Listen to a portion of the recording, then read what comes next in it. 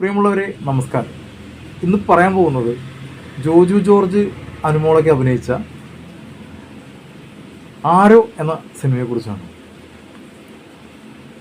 സിനിമയെക്കുറിച്ച് പറയുമ്പോൾ ആദ്യം അത് ഡയറക്റ്റ് ചെയ്ത ആൾ, എഴുതിയ ആളുകൾ, അവരെക്കുറിച്ചൊക്കെ പറയണം. അബ്ദുൽ കരീം എന്ന് പറയുന്ന ഒരു ഡയറക്ടറാണ് സംവിധാനം ചെയ്തിരിക്കുന്നത്. പിന്നെ ജോജു ജോർജ്, അനുമോള്, ഇവരെ കൂടാതെ കിച്ചു ടെല്ലസ്, ജയരാജ് വാര്യർ, സുധീർ കരമന, ശിവജി ഗുരുവായൂർ, ടോഷ് ക്രിസ്റ്റി, ബിജിപാൽ മ്യൂസിക് ചെയ്തിരിക്കുന്നു. എഡിറ്റിങ് നൗഫൽ. സിനിമയെക്കുറിച്ച് പറയുകയാണെങ്കിൽ ഒന്നുമില്ല, ഒരു മുംഫി പടം എന്ന് തന്നെ പറയാം.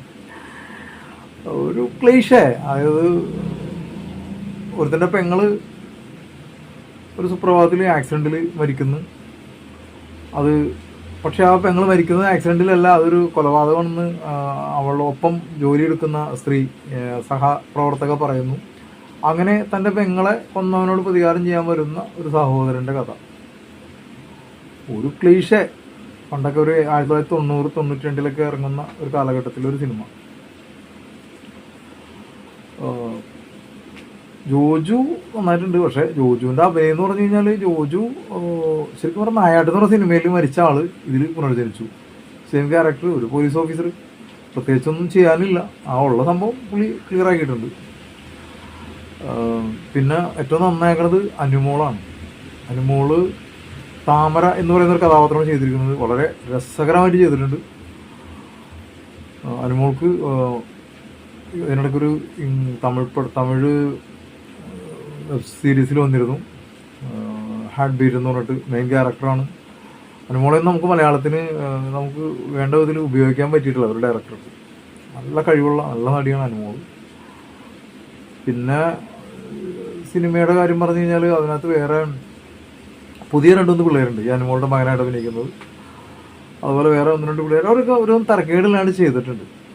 പക്ഷെ സിനിമ ഒന്നുമില്ല, വെറുതെ ഒന്നുമില്ല. എന്തോ ഒരു ആക്ഷൻ ത്രില്ലർ കോമഡി എന്നൊക്കെ പറയാൻ എന്തൊക്കെയോ ഉണ്ട് അതിനകത്ത്. കോമഡി ഒന്നുമില്ല കേട്ടോ, സോറി. ഒരു ആക്ഷൻ ത്രില്ലർ. അവസാനം നമ്മൾ ഉദ്ദേശിക്കുന്ന ആളല്ല വില്ലൻ തിരിച്ചറിയുകയും അവിടെയാണ് കഥയുടെ ടൈമിംഗ് പോയിന്റ്.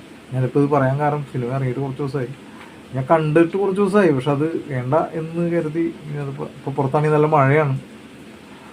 അപ്പോൾ ഇവിടെ വെറുതെ ഇരുന്നപ്പോൾ തോന്നി അത് അതിനെക്കുറിച്ച് പറഞ്ഞു കളയാം. അങ്ങനെ പറഞ്ഞാണ്.